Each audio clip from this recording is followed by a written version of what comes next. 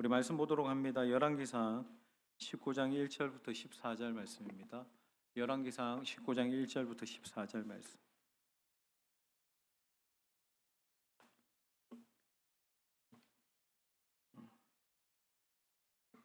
열왕기상 19장 1절부터 14절 말씀.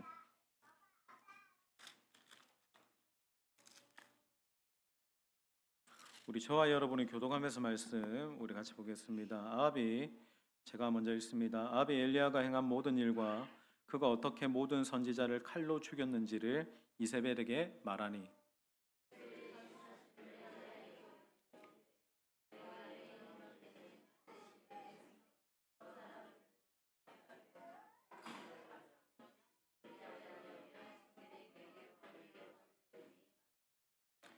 그가 이 형편을 보고 일어나 자기의 생명을 위해 도망하여 유다에 속한 브엘세바에 이르러 자기의 사환을 그곳에 머물게 하고,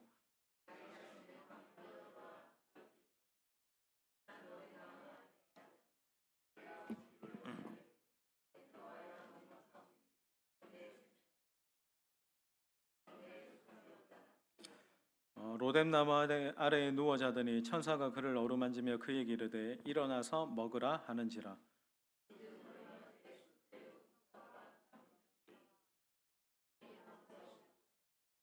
여호와의 천사가 또다시 와서 어루만지며 이르되 일어나 먹으라. 내가 갈 길을 다 가지 못할까 하노라 하는지라.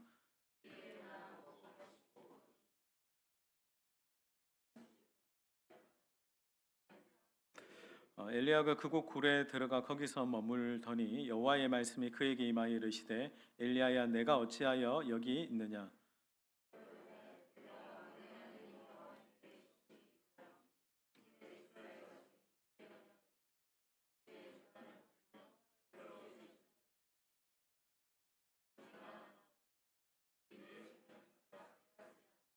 여호와께서 이르시되 너는 나가서 여호와 앞에서 산에 서라 하시더니 여호와께서 지나가시는데 여호와 앞에 크고 강한 바람이 산을 가르고 바위를 부수나 바람 가운데에 여호와께서 계시지 아니하며 바람 후에 지진이 있으나 지진 가운데도 여호와께서 계시지 아니하며.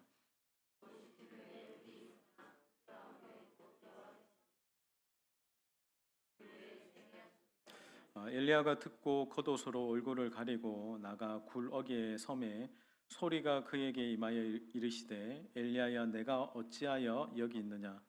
그가 대답하되 만군의 하나님 여호와께 열심히 유별하오니 이는 이스라엘 자손이 주의 언약을 버리고 주의 제단을 헐며 칼로 주의 선지자들을 죽였음이오며 오직 나만 남았거늘 그들이 내 생명을 찾아 빼앗으려 하나이다. 아멘. 우리가 엘리야 말씀을 우리가 계속 금요기도회 때 같이 보고 있습니다. 엘리야가 갈멜산에서 우리가 18장에 보면 하늘에서 불을 내리게 하는 하늘의 불을 우리가 보게 되었습니다. 그리고 18장 하반절에 보면 갈멜산에서 비를 내리게 하기 위해서 엘리야가 기도합니다. 이유는 아직 이 땅 가운데 그 기갈의 문제가 해결되지 않았기 때문에, 그래서 엘리야가 기도합니다. 여러분, 하나님은 우리의 영적인 문제도 관심이 있지만 우리의 육적인 문제도 관심이 있습니다. 하나님, 오늘 이 밤에 여러분이 기도할 때 우리의 육적인 문제도 하나님께서 풀어주시고 해결해 주시는 은혜가 저와 여러분의 삶에 있기를 예수님의 이름으로 축원드립니다.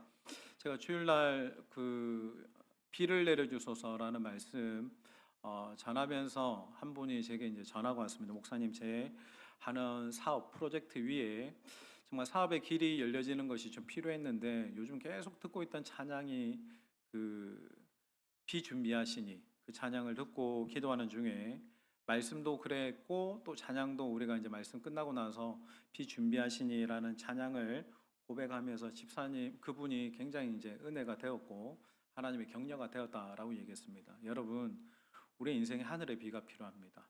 여러분 인생에 하늘의 단비가 오늘 이 밤에도 기도하는 가운데 내려지기를 예수님의 이름으로 축원드립니다. 여러분, 18장 후반부에 보면 제가 저번 주에도 얘기했죠. 올라가는 세 사람이 등장합니다. 첫 번째는 아합이 올라갑니다. 아합은 먹고 마시기 위해서 갈멜산을 올라갑니다. 그리고 또 한 사람 등장하죠. 엘리야는 기도하기 위해서 올라갑니다. 그리고 사환은 모든 상황을 살피기 위해서 올라갑니다. 여러분 생각해 보면 오늘 금요일 밤 이 중요한 시간에도 먹고 마시는 사람이 있고 그리고 시세와 상황을 살피는 사람이 있고 여기 계신 여러분들은 기도하기 위해서 이 밤에 여러분 나왔습니다. 여러분 문제가 있다면 기근이 있다면 기갈이 있다면 누구를 통해서 해결이 됩니까? 오늘 본문을 보시면 기도하는 엘리야를 통해서 하나님이 하늘 문을 열어주시고 모든 막힌 문제들을 돌파하게 하시는 하나님의 역사를 이루는 겁니다. 이런 아합을 통해서도 아닙니다. 사환을 통해서도 아닙니다. 기도하는 엘리야를 통해서 하나님이 하나님의 역사를 이루십니다. 여러분, 여러분의 인생에 누가 하나님이 풀어가십니까? 우리 교회 하나님의 역사를 누가 풀어갑니까? 담임 목사입니까? 아닙니다. 담임 목사도 성도들도 하늘 문을 향하여 기도할 때 그 기도가 교회 안에 하나님의 역사를 일으키고 하나님의 일을 이루시는 줄 믿습니다. 저는 여러분이 그런 기도자가 되기를 예수님의 이름으로 축원합니다. 그리고 여러분 가정에도 이야기했죠. 가정에 자녀들 또 여러분의 하는 일들 가운데 문제 없는 가정 없습니다. 그 문제를 누가 풀어간다고 얘기했습니까? 가정의 아버지들이 풀어가야 됩니다. 아버지들이 각처에서 두 손 들어 하늘을 향하여 기도할 때 그 가정의 문제는 하늘의 하나님이 풀어가시고 인도해 가십니다. 두 손 들어 기도하는 아버지가 있는 가정은 하나님이 끝까지 책임져 주십니다. 이 밤에도 가정의 아버지들이 영적인 권위자가 하늘을 향해 두 손 들어 기도할 때 하나님이 그 가정을 온전히 인도해 가시고 이끌어 가시는 그 놀라운 하나님의 역사를 경험하는 밤 되기를 예수님의 이름으로 축원드립니다. 자, 오늘 읽은 열왕기상 19장은 분위기가 좀 다릅니다. 여러분 18장을 보면 굉장히 놀라운 하나님의 역사가 일어났죠. 갈멜산에서 하나님의 불이 떨어졌어요. 그리고 하늘에서 모든 기근을 해가라는 비가 내렸어요. 그런데 오늘 본문의 엘리야의 모습이 좀 이상합니다. 1절, 2절 같이 읽겠습니다. 1절, 2절 아합이 시작. 아합이 엘리야가 행한 모든 일과 그가 어떻게 모든 선지자를 칼로 죽였는지를 이세벨에게 말하니 이세벨이 사신을 엘리야에게 보내어 이르되 내가 내일 이맘때에는 반드시 저 사람들 중에 한 사람의 생명과 같게 하리라. 그렇게 하지 아니하면 신들이 내게 벌 위에 벌을 내림이 마땅하니라 하니라. 지금 아합이 누구에게 말합니까? 이세벨에게 말을 해요. 그러니까 사건이 18장에 갈멜산에서 일어났던 사건을 지금 설명하고 있습니다. 여러분 우리가 18장에 딱 보면 아합은 갈멜산 현장에 있었어요. 아합은 하늘에서 불이 내리는 것을 봤어요. 그리고 하늘에서 비가 내리는 것도 아합이 경험했습니다. 그러니까 집에 돌아와가지고 지금 어떤 장면이냐면 현장에 없었던 부인 이세벨에게 말을 하기 시작하는 거예요. 자기가 보고 들었던 경험들을 말하는 거죠. 우리식으로 보면 일종의 지금 간증을 이야기하는 거예요. 근데 여러분 간증을 얘기해서 하늘에 불이 떨어졌다고. 하나님이 하늘 문을 여셔서 하늘에 비를 내리셨다고. 그런데 이 간증을 들었던 이세벨의 반응이 우리 예상과 좀 다르죠. 만약에 여러분 하나님이 그런 역사를 일으키셨다라고 하면 그 하나님을 향한 두려움과 경외함에 엎드려서 회개를 하든지 하나님을 찬양하든지 해야 되는데 오히려 2절에 보면 내가 엘리야를 죽여버리겠다라고 이렇게 말하는 이세벨을 보게 되죠. 제가 이걸 묵상하면서 제가 깨닫는 한 가지가 있습니다. 이런 현장에서 하나님의 역사가 일어나는 현장에서 내가 어떤 일을 직접 경험하는 것하고 그 일을 전에 듣는 것 사이에는 엄청난 간극이 있다라는 거예요. 자, 아합은 현장에서 불을 봤어요.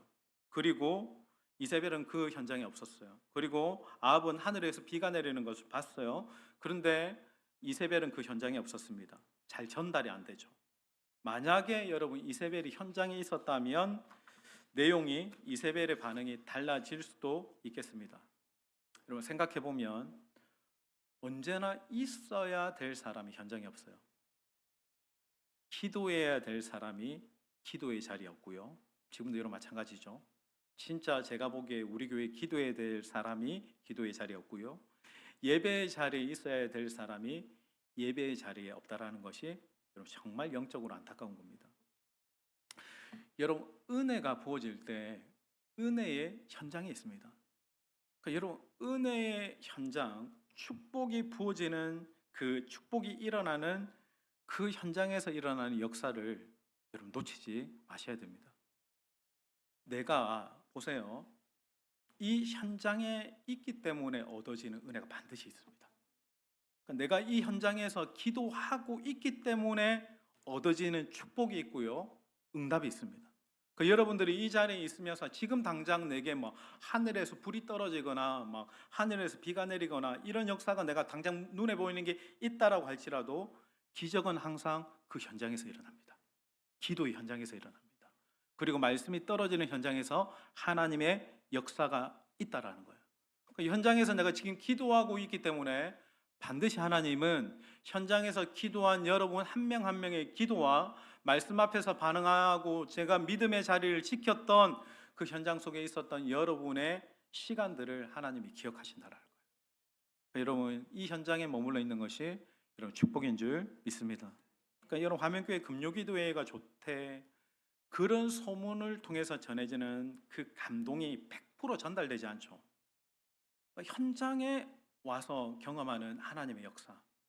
여러분, 오늘 밤에도 이 기도의 현장에서 일어나는 하나님의 은혜, 또 하나님의 능력, 불도 경험하시고 비도 경험하시고 하나님의 놀라운 역사를 경험하는 이 복된 밤 되기를 예수님의 이름으로 축원합니다. 두 번째는 전달하는 사람이 참 중요한 것 같아요. 여러분, 이 1절, 2절을 쭉 집에 가서 보시면 가만히 보면 간증하고 있는 아합에게 좀 문제가 있다라는 걸 보게 됩니다. 자, 아합의 한 말을 잘 보세요. 1절 다시 한번 읽겠습니다. 아합이 시작. 아합이 엘리야가 행한 모든 일과 그가 어떻게 모든 선지자를 칼로 죽였는지를 이세벨에게 말하니. 자, 여기 1절에 보면 아합이 엘리야가 한 일을 이야기했어요. 엘리야가 어떻게 했는지를 자세히 설명하면서 이야기했던 것 같아요. 근데 여러분, 아합이 한 말을 잘 보세요. 아합이 엘리야가 행한 모든 일과 그가 어떻게 모든 선지자를 칼로 죽였는지를 이세벨에게 말했대요. 근데 여러분, 여기서 중요한 한 가지가 빠졌죠. 그게 뭡니까?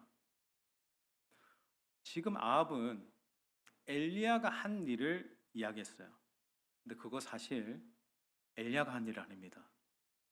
하나님이 하신 일입니다. 엘리야는 도구였을 뿐이에요.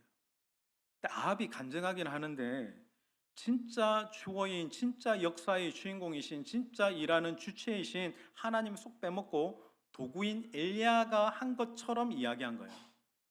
여러분, 우리가 보세요. 간증을 해요. 하나님이 하신 일들을 간증을 하지만 이 간증에 부작용이 있습니다.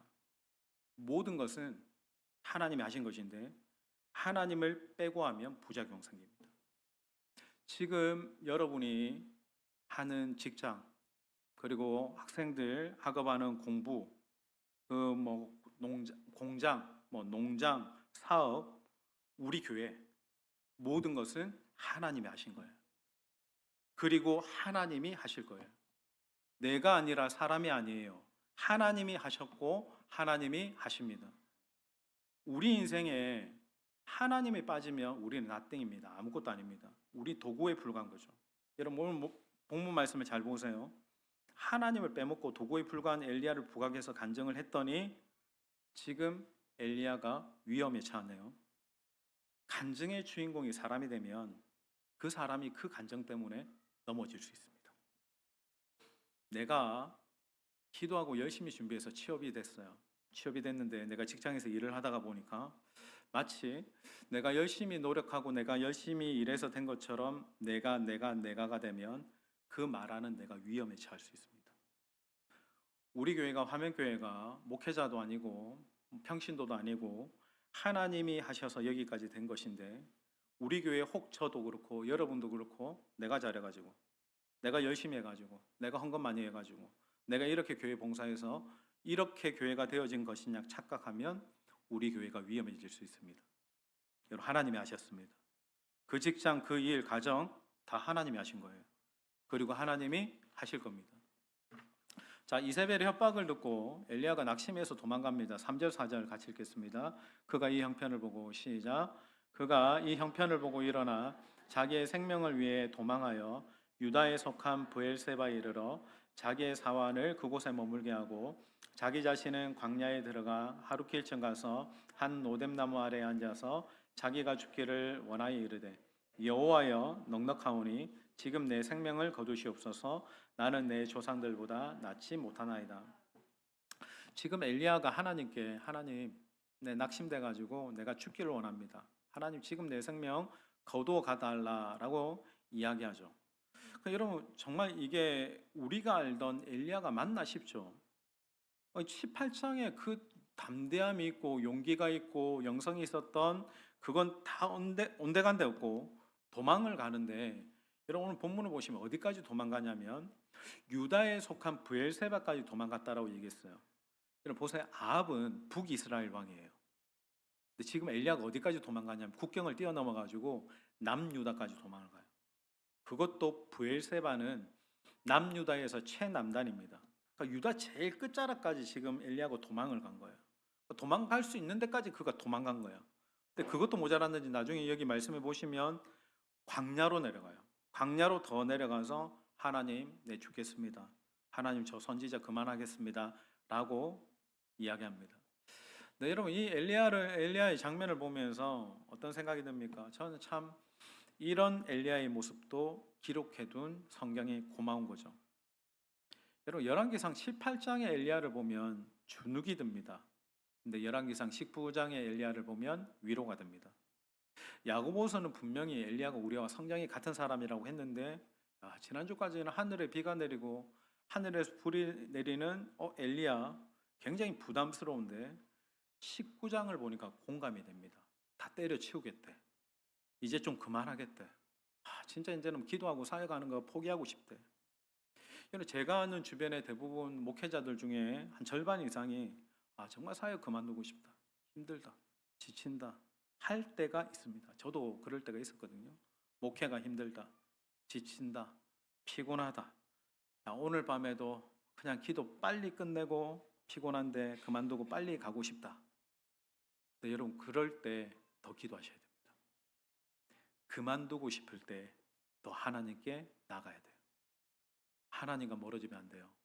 여러분 피곤함이나 어떤 이유가 내가 하나님과 멀어지는 명분이 될 수 없습니다. 하나님께 더 가까이 나가야 여러분 삽니다. 하나님과 멀어지면 끝입니다. 제가 목회가 참 어렵다, 피곤하다라고 할 때 결국은 다시 일어서게 되는 자리가 어딘지 압니까? 하나님의 임재 앞에서 다시 회복됩니다. 그분 앞에서 그분이 나에게 말씀을 주시고 그분이 나를 일으켜 주실 때 내가 그분으로 인하여 일어서게 되고 다시 달려갈 수 있게 되는 겁니다. 내가 정말 사역이나 일이 힘들어서 죽을 것 같아도 나를 살려주시는 분 하나님이세요. 나를 일으켜 주시는 분도 하나님이세요. 여러분 근데 그 하나님으로부터 멀어지면 누구도 나를 일으켜 줄 수 없습니다.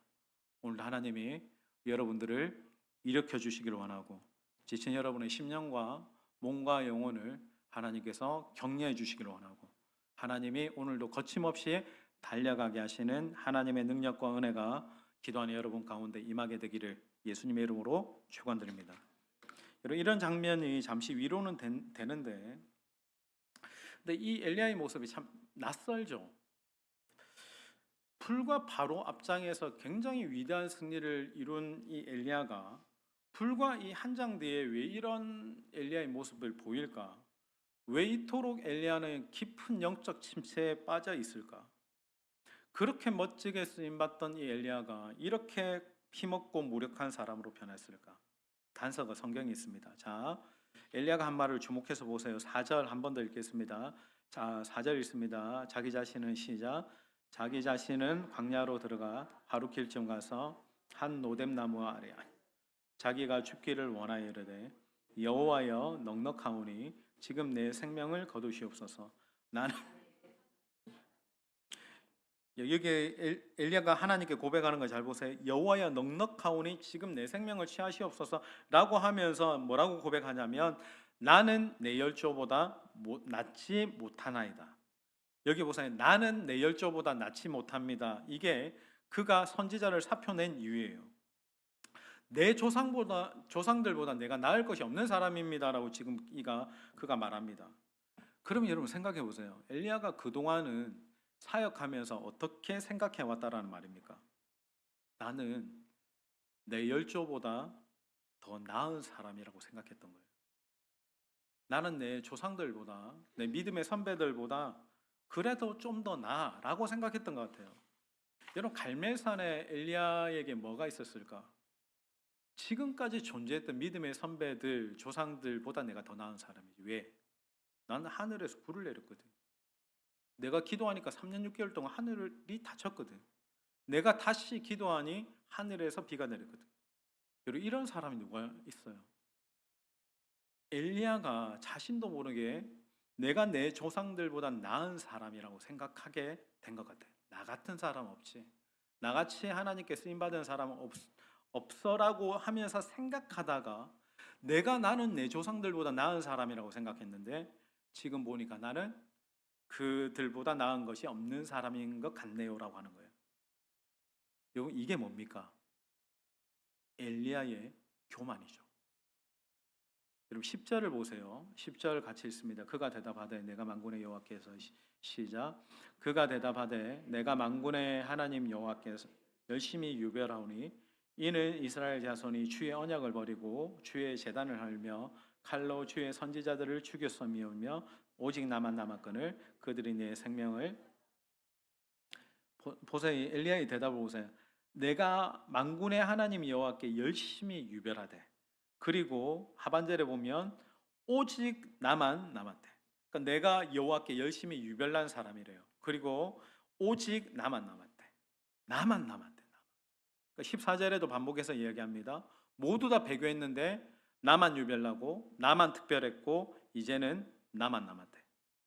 그의 마음의 깊은 곳에 나만 특별한 사람이고 나만 대단한 사람이다라고 생각하는 게 느껴지십니까? 다른 믿음의 선배들하고 비교해서 그래도 내가 나은 사람이에요. 근데 여러분, 그 교만이 그 불의 선지자 엘리야를 넘어뜨립니다. 엘리야가 생각했을 거예요. 야, 내가 이제 하늘에 비를 내렸던 나를 통해 누구도 하지 못했던 일들이 일어났으니까 이제 이스라엘 변하겠지. 아합도 마음을 바꾸겠지. 나만 이런 일을 할 수 있는 사람이잖아. 근데 이게 웬걸? 자기가 영웅으로 대접받기는커녕 지금 죽게 생겼잖아. 교만이 치솟았는데 완전 그가 교만 뒤에 낙심합니다. 제가 이런 거 잘 얘기 안 하는데 나희덕 시인이라고 제가 시를 한 번씩 이제 봅니다. 거기에 보면 이 말이 있습니다. 시라는 것은 자기에게 다치고 도치고 덫이다. 무슨 말인지 알겠습니까? 제가 한번 보여주세요. 닷, 덫. 그러니까 자신에게 시라는 것은 트레이드 마크잖아요. 그런데 그게 닷이기도 하고 덫이기도 하고 도시기도 하대요. 보세요, 여러분. 엘리야에게 있어서 갈멜산의 성공은 자기에게 닷이었어요. 그러니까 자기를 단단하게 해주고 버티게 해주는 거예요. 근데 갈멜산은 또 자기가 달려가게 하는 독과 같은 역할을 했어요. 거침없이 엘리야가 달려갑니다. 여러분, 가장 무서운 것은 동시에 덫이기도 한 거예요. 여러분, 우리의 성공이, 우리의 대단한 영성이, 우리의 대단한 어떤 은사가 우리의 인생에 닫힐 수도 있지만 돋칠 수도 있지만 우리 인생에 닫힐 수도 있습니다. 덫이기도 한 거예요. 제가 은사를 좋아하지만 은사자는 별로 좋아하지 않습니다. 제게 한번 강력하게 하나님이 성령 체험하게 하면서 영적인 눈이 열린 적이 있었습니다. 청년들에게 감동을 전해주면 위로받기도 하고 회복되기도 하는 게 사역이 너무 재밌고 좋은 거예요. 근데 제가 점점 바뀌는 게 뭐냐면 영적 직관을 의존하기 시작했어요. 쟤한테는 뭐가 있어? 욕망이 보이네. 쟤한테는 정욕이 보이네. 막 지적했는데 한 명의 청년이 저한테 이렇게 얘기해요. 목사님이 뭔데 나한테 막 욕망이 있다고 얘기해요. 반항하는 거죠. 그러니까 집에 가서 제가 그 청년에 대해서 뭐라 했거든요. 디스를 하니까 저희 집사람이 굉장히 영험한 분이십니다. 당신 참 교만하네 이야기하더라고. 그 은사만 있으면 다냐고. 교만하다. 그때 제가 깨달았어요. 제게 있는 그 은사가 사역을 잘 달려가게 하는 도치기도 하지만 덫이기도 하구나. 제가 그때 은사 바로 접어두고 말씀 사역에 집중하기 시작했어요. 여러분, 우리 인생에 목회자는 은사, 그리고 여러분들이 지금 가지고 있는 능력, 축복, 직장, 성공 다 하나님의 은혜로 주신 것인데 그게 여러분 닻이 될 수도 있고 무서운 덫이 될 수도 있습니다. 여러분 교만하지 말고 모든 거 하나님이 하신 것입니다. 날마다 믿음으로 고백하는 믿음의 고백이 여러분에게 있기를 예수님의 이름으로 축원드립니다. 이제 초점을 바꿔가지고 하나님께 집중해 봅시다. 5절 같이 읽겠습니다. 5절 로뎀나무 아래에 누워 자더니 시작. 천사가 지금 여러분 엘리야가 어디에 있습니까? 지금 어디에 있죠? 제가 설명했죠. 이세벨의 추격을 피해가지고 남유다 최남단 부엘세바까지, 아니 더 깊숙한 광야까지 지금 들어갔어요. 여러분 말씀을 보면 이세벨이 엘리야를 추격했다고 얘기했거든요. 근데 이세벨이 지금 이 엘리야를 추격하고 있다라는 말은 지금 이제 말씀에는 나오지 않습니다. 아마 제가 이제 짐작해 보건데 엘리야가 국경을 넘어갔을 때 아마 이세벨은 그 추격을 포기했던 것 같아요. 근데 제가 오늘 말씀을 보면서 참 감동적인 것은 뭐냐면 이세벨은 죽이려고 했던 이세벨은 엘리야를 추격했던 것을 포기했는데 하나님은 그를 끝까지 추격하고 계시다라는 거예요. 지치고 낙심하고 절망한 이 엘리야가 광야 최남단까지 가서 숨어 있을 때 하나님이 끝까지 그를 추격해서 찾아오십니다. 여러분 시편 23편에 보면 하나님 여호와는 나의 목자시니 우리 목자 되신 하나님의 선하심과 인자심이 정녕 나를 따르리니라고 할 때 이 단어가 히브리어로 라다프인데 이게 추격하다입니다. 바로의 군대가 이스라엘을 추격한다고 할 때 라다프예요. 그러니까 여러분 내가 어디에 있을지라도 내가 깊은 광야, 내 인생의 완전 밑바닥에 있을지라도 죄 깊은 수렁에 빠져 있을지라도 여러분 은혜인 것은 하나님은 끝까지 나를 추격해 오신다는 거예요. 추격해 오셔서 집요하게 나를 찾아오셔서 나를 다시 한번 어루만져 주시고 일으키시는 하나님이라는 거예요. 여러분 사울이 다윗을 추격할 때 다윗이 깊은 광야로 들어갑니다. 근데 사울이 추격을 포기합니다. 근데 정말 감사한 것은 다윗이 엔게디 광야에 있을 때 다윗이 어디 있든지 하나님의 임재가 다윗을 추격합니다. 거기서 깊은 광야에서 하나님의 깊은 은혜를 체험합니다. 자, 다윗의 고백 같이 한번 읽어볼게요. 시편 139편 7절에서 10절 말씀.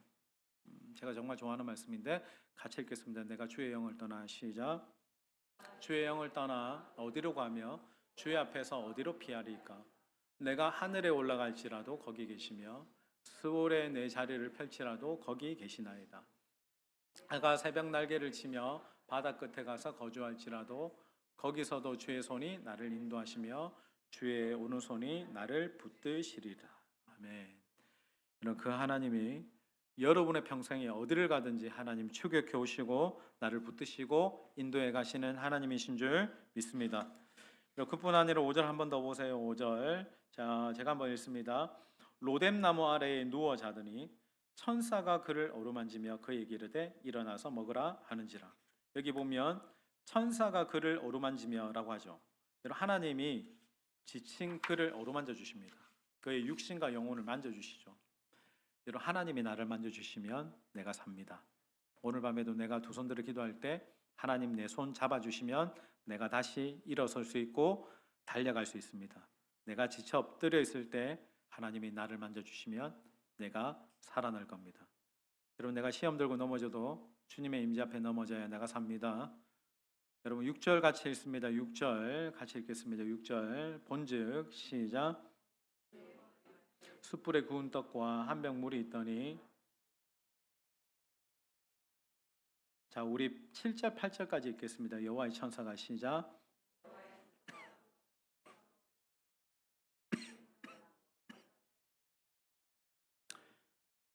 이에 일어나 먹고 마시고 그 음식물에 힘을 의지하여 40주 40야를 가서 하나님의 산. 여기 보세요. 그가 본즉 숯불에 구운 떡과 한 병에 물이 있었습니다. 하나님이 준비하신 양식이죠. 엘리야가 이걸 먹으면서 회복이 됩니다. 제가 이 말씀 묵상하면서 보세요. 영적인 침체가 왔는데 하나님이 그에게 주신 것은 떡과 물과 쉼과 잠이었어요. 그러니까 영적인 탈진이 온 그에게 하나님이 잘 먹고 잘 쉬게 하심으로 엘리야를 이제 회복을 주십니다. 여러분 이게 비밀입니다. 여러분 육적으로 잘 쉬어야 영적으로 회복됩니다. 여러분 생각보다 사람의 육체가 굉장히 중요하거든요. 육체를 무시하지 마세요. 육체가 상하면 영도 상합니다. 사진을 보세요. 여기 보면 물에 컵이 있죠. 사진에 없습니까? 안 나옵니까?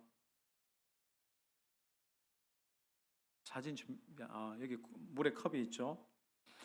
여러분 갈증이 날 때 컵에 있는 컵보다 물이 더 중요하죠. 근데 여러분 그 다음 사진 보시면 컵이 깨지면 물도 흘러나옵니다. 똑같은 거예요. 우리의 육이 상하면 영도 상하는 거예요. 여러분 요즘 우리 교회에 몸이 상하신 분들이 많이 있습니다. 육체적으로 이렇게 뭐 치료를 받거나 입원하거나 아프신 분들이 있습니다. 그분들의 상한 육신을 오늘 이 밤에 성령께서 온전히 회복해 하시기를 주님의 이름으로 축원합니다. 여러분들이 계속 교회 안에 좀 육신적으로 어려운 분들을 위해서도 여러분들 집중적으로 기도하세요.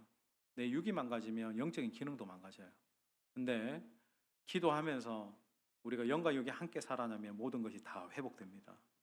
오늘 말 그대로 영과 육신이 온전히 회복되어지는 그 응답의 역사가 기도하는 이 밤에 우리 화면교회 가운데 있기를 예수님의 이름으로 축원드립니다. 자, 우리 마지막 9절 읽고 같이 좀 기도하겠습니다. 자, 하나님이 이제 엘리야에게 말씀하십니다. 9절 같이 읽습니다. 9절 시작. 엘리야가 들어가 거기서 머물더니 여호와의 말씀이 그에게 임하여 이르시되. 자, 엘리야가 지금 지쳐서 이렇게 이제 회복하는 시점에 하나님이 엘리야에게 말씀하십니다. 엘리야야, 네가 왜 여기 있느냐? 근데 사실 이 질문이 잘 이해가 안 돼요. 엘리야가 여기 있는 게 뭐가 문제라는 거지? 그가 있는 위치가 잘못되었나?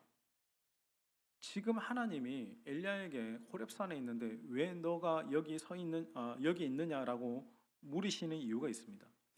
여러분 우리가 엘리야에 대해서 이제 17장에서부터 쭉 이렇게 엘리야를 볼 때 이런 17장에 엘리야에 대한 소개가 있습니다. 우리 엘리야의 첫 등장인데 17장 1절을 같이 한번 읽습니다. 17장 1절.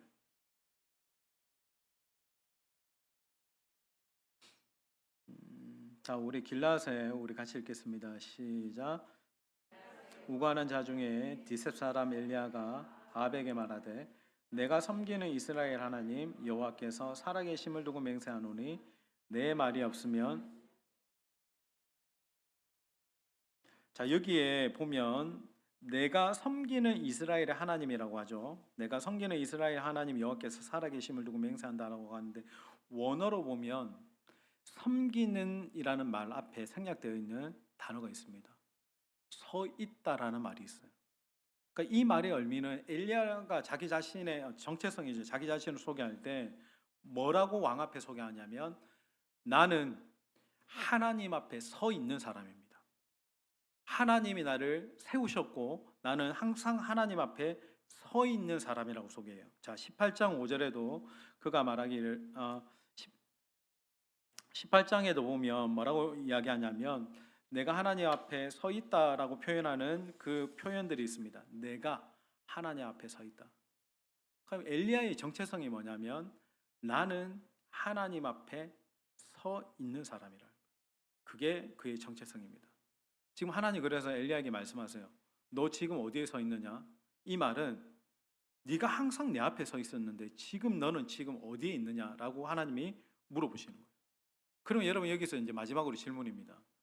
엘리야의 지금 가장 근원적인 문제가 뭡니까? 이세벨 때문입니까? 가장 근원적인 문제는 그가 하나님 앞에 서 있지 않았다는 거예요.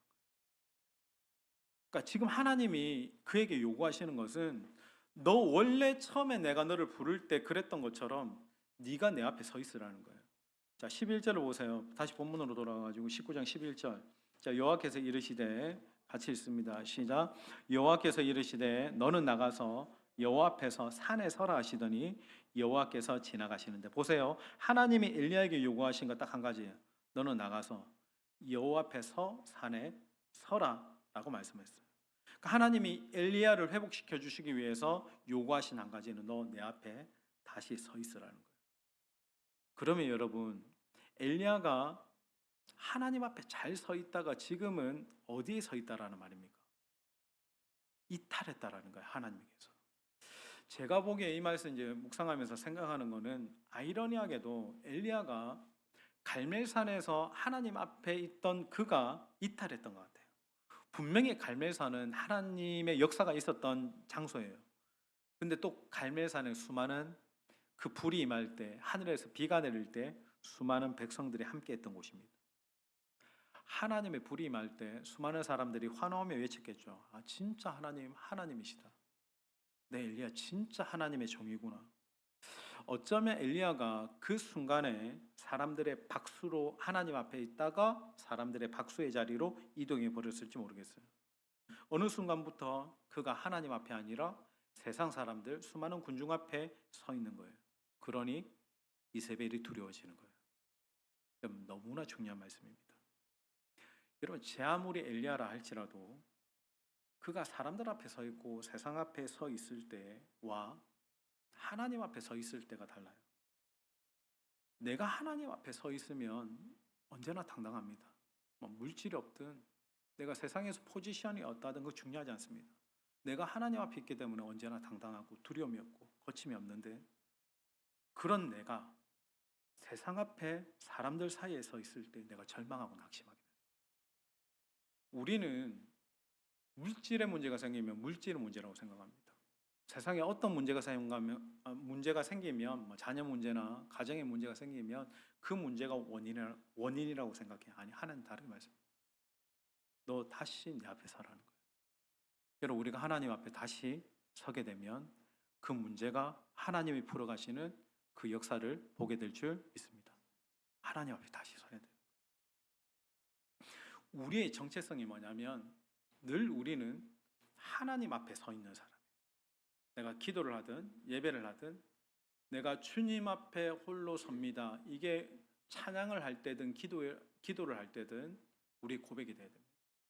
제가 주의 아름다움은 이 찬양을 참 좋아하는데 그 후렴에 있죠. 내가 주님 앞에 홀로 선다고. 찬양 받으시기에 합당한 그 하나님 앞에 홀로 서 있는 시간이 필요합니다. 제가 사역을 해보니까 사역을 열심히 한다고 되는 게 아니더라고요. 내가 하나님 앞에 바로 서 있을 때 사역이 됩니다. 사역도 일도 하나님이 하시는 거거든요. 하나님이 요구하시는 것은 너는 내 앞에만 서 있으라는 거예요. 그러면 하나님이 하시는 거예요. 여러분, 우리의 부르심은 하나님 앞에 서 있는 겁니다. 그게 여러분 미련해 보입니까? 그게 모든 것입니다.